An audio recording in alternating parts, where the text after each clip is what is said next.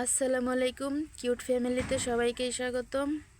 আজকে সবাইকে দেখাবো কলই শাক ভাজি করা। তো আগে কড়াইতে তেল দিয়ে দিলাম।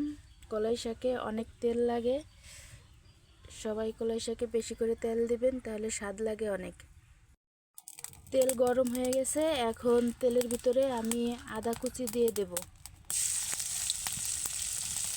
আদা কুচি দিলে শাকের ভিতরে, তাহলে অনেকের কলই শাকে পেটে ব্যথা করে, এই আদা দিলে আর পেটে ব্যথাটা করে না। এখন আমি শুকনো মরিচ দিয়ে দেব।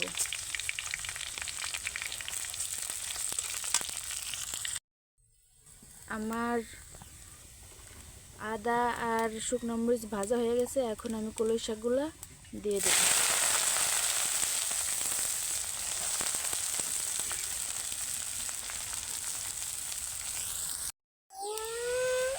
আমার কলই শাক দেওয়া শেষ, এখন আমি পেঁয়াজ আর কাঁচামরিচ দিয়ে দিলাম।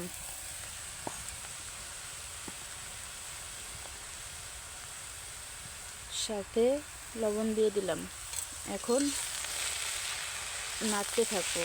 কলই শাক না নাড়া দিলে লাল হয়ে যায়।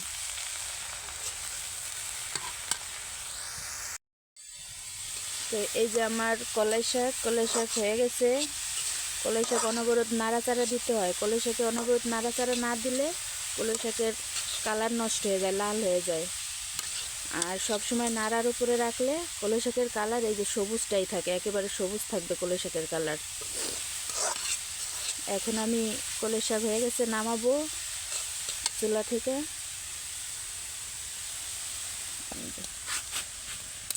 কলই শাক হয়ে গেছে, নামাবো আর কি। কিন্তু এই যে ধোঁয়া উঠতেছে, এই ধোঁয়া সম্পূর্ণ সরাইয়ে তারপরে আমি এই বাটিতে বাড়বো।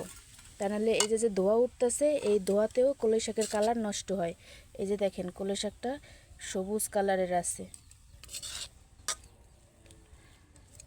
কলই শাকটা ভাজি যদি কারোর পছন্দ হয়, এভাবে অবশ্যই ভাজি করে খাইয়ে দেখবেন, ভালো লাগে। আর রান্নাটা পছন্দ হলে একটা শেয়ার করবেন। আর রান্না যদি খারাপ হয় তাহলে কমেন্টের মাধ্যমে সেটা জানাবেন। আর কার কার পছন্দ সেটাও জানাবেন, কলই শাক কার পছন্দ। আর অবশ্যই যারা নতুন তারা আমার চ্যানেলটাকে একটু সাবস্ক্রাইব করবেন। এই যে এই ধোঁয়াগুলো আমি সরাই দেব, এভাবে সরাই দিবেন বাতাসের মাধ্যমে, তাহলে কালার সুন্দর থাকে। এই যে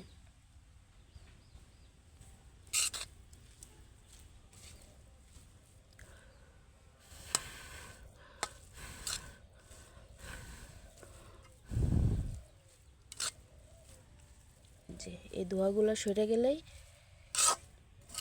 আমি নামাই নেব।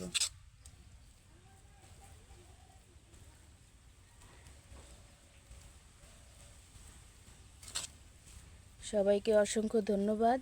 ভিডিওটা অবশ্যই দেখবেন আর সবাই দোয়া করবেন কিউট ফ্যামিলির জন্য। আজকের মতো এই পর্যন্তই। আল্লাহ হাফেজ।